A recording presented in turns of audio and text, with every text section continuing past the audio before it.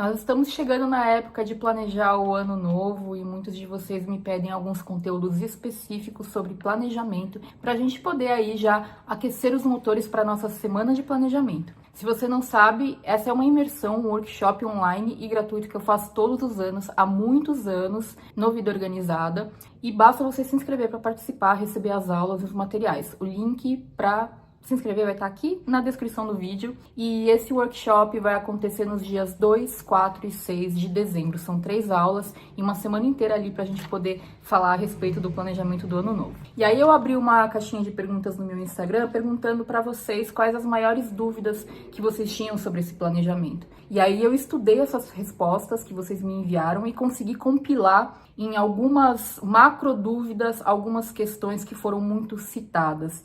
E a campeã de todas as perguntas foi como eu consigo cumprir o que eu planejei e manter a constância daquilo que foi planejado, né? Continuar executando as atividades que eu planejei para alcançar um determinado objetivo ou concluir um determinado projeto. Se você gosta desse tipo de assunto, já deixa o seu like nesse vídeo. Vamos falar do seguinte: a gente planeja sempre para o sucesso, a gente sempre planeja para conseguir cumprir o que a gente planejou, correto? Sim. Só que o planejamento, ele não é você cravar em pedra o que vai acontecer, porque você ainda não sabe o que vai rolar. Entre hoje e o resultado final do seu projeto ou do seu objetivo, sua vida vai acontecer, imprevistos vão acontecer, mudanças podem acontecer na empresa, na sua vida, na sua família. Você pode mudar de ideia, porque às vezes à medida que a gente vai percorrendo o caminho desejado, a gente vai vendo que ele não é tão desejado assim.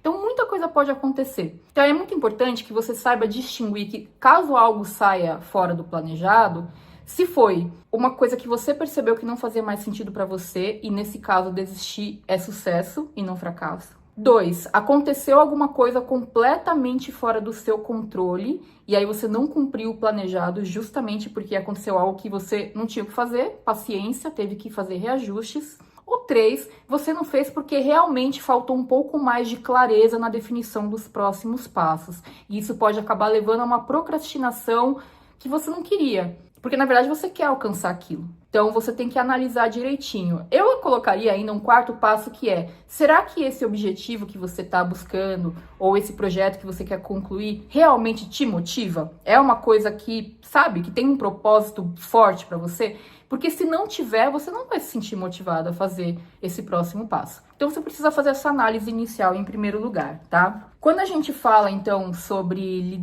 cumprir o planejado, né? A gente já tá partindo do pressuposto que esse planejado vai ser cumprido. Mas a gente tem que analisar essas questões que eu acabei de falar. Esses quatro fatores que eu acabei de falar. Porque muitas vezes não vai ser cumprido por N questões. E isso não quer dizer fracasso. Isso quer dizer reajuste de rota.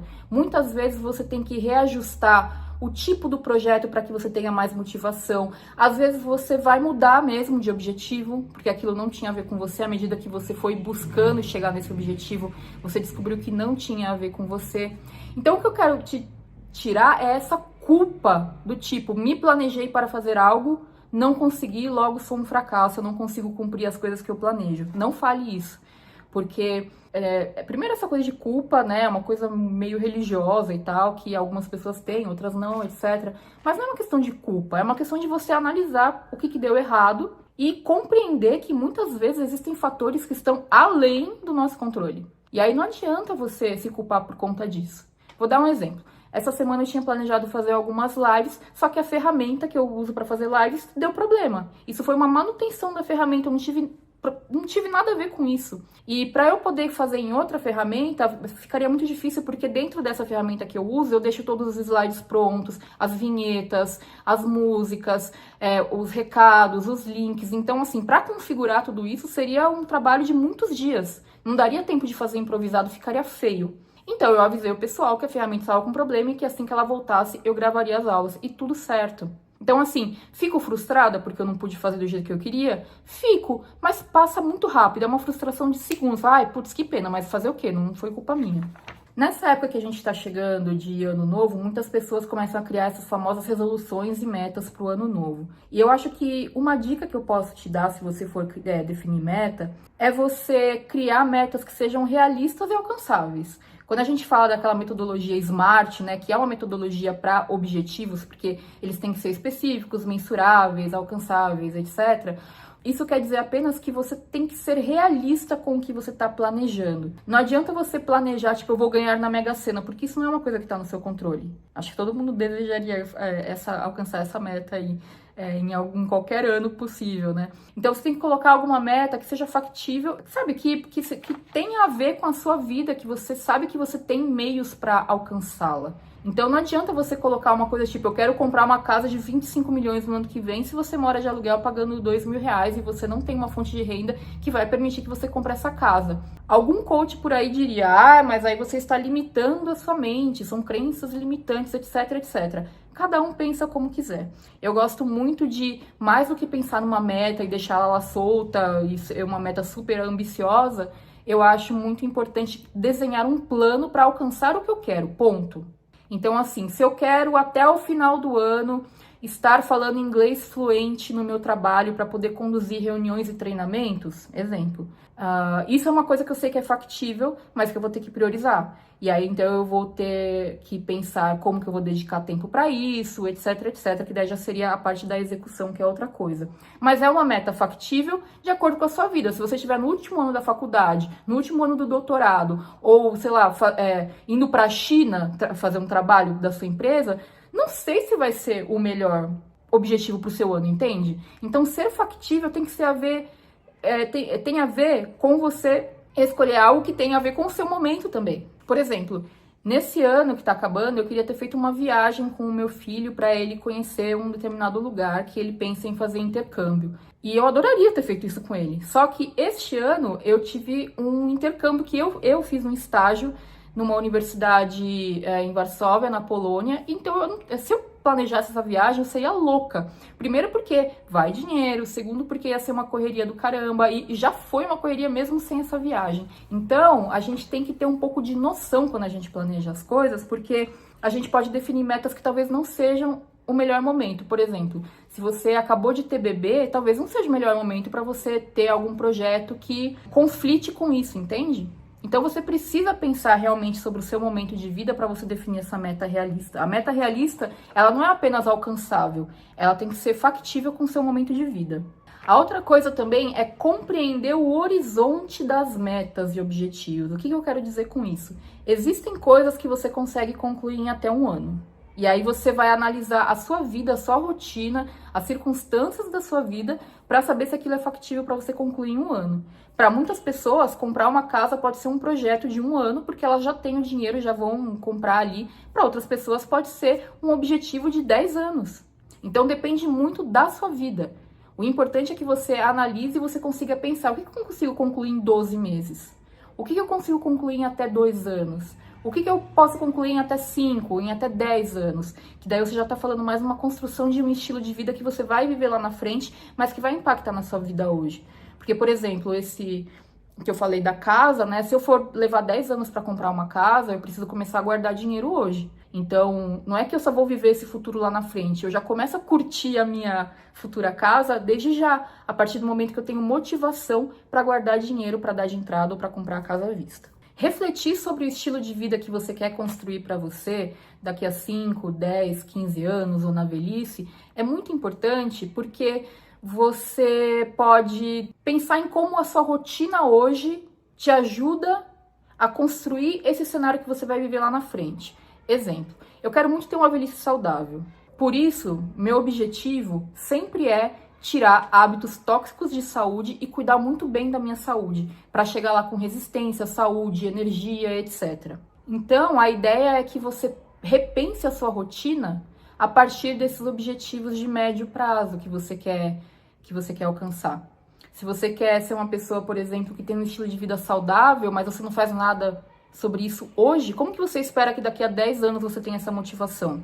Vai ser muito mais difícil começar e por aí vai. O mesmo que vale para a saúde, vale de repente para finanças, né? Então, assim, como eu costumo dizer, você nunca vai se arrepender de ter guardado R$ 1 que seja para quando você for mais velho. Então, eu acho que vale muito a pena você repensar a sua rotina para que você traga para ela hábitos que sejam coerentes com essa pessoa que você está construindo, que você quer ser. A outra coisa que vai te ajudar a cumprir ou fazer esses reajustes no seu planejamento ao longo de todo o ano, né, enfim, é você revisar o seu planejamento com uma determinada frequência. Eu recomendo que você revise semanalmente. Por quê?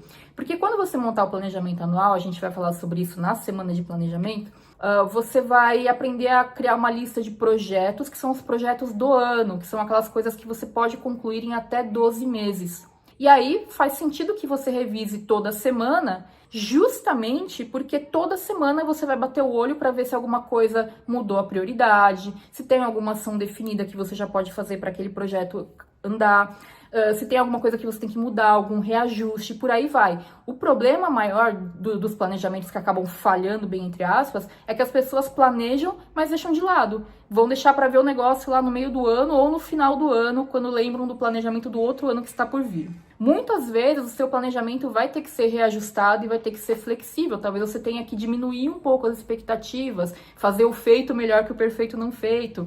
Às vezes você percebe que você consegue ir além e daí você vai fazendo esses ajustes. Por isso a importância dessas revisões. E claro que existem algumas técnicas, né, que já são bastante comuns, assim, que o pessoal fala para quando alcançar algum objetivo ou quando você terminar um determinado marco importante do seu projeto, que é se dar alguma recompensa de algo que você queira muito, assim. Não precisa ser consumo, pode ser, às vezes, se dar um dia de folga na semana, acordando mais tarde, coisas do tipo, pode ser algo que você queira muito, assim.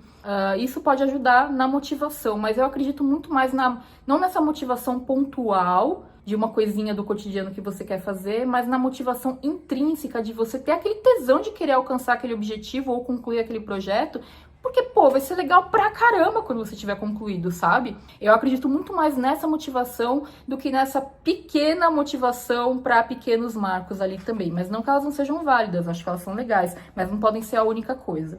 Então, gente, veja só. Lembrando o que a gente viu aqui nesse vídeo, analisar quando um planejamento não dá certo, o que aconteceu, quais foram os fatores, deixar de se culpar por isso, se olhar de uma maneira mais gentil, fazer reajustes, ser flexível quando tiver que ser flexível, lembrar que o planejamento é um caminho que você desenha, mas não é uma rota traçada, porque coisas podem acontecer. Revisar os planejamentos é fundamental para que você faça esse tipo de reajuste e pensar no seu planejamento de médio prazo para a vida, para 5, 10, 15 anos à frente, vai te ajudar também a repensar a sua rotina e os hábitos que você tem hoje se fazem sentido com essa pessoa que você quer ser. Eu queria ouvir um pouquinho mais de vocês. Qual é a sua dificuldade com os planejamentos de modo geral, especialmente o planejamento do ano? Se você gostou desse vídeo, se você acha que alguma técnica pode te ajudar, se você ainda tem alguma dúvida, deixa um comentário aqui embaixo, por gentileza, que eu vou adorar ler, isso complementa bastante para quem está acompanhando o canal também. Não se esqueça de se inscrever na Semana de Planejamento, o link está aqui embaixo na descrição do vídeo, e a gente se vê então no próximo vídeo. Um beijo, tchau!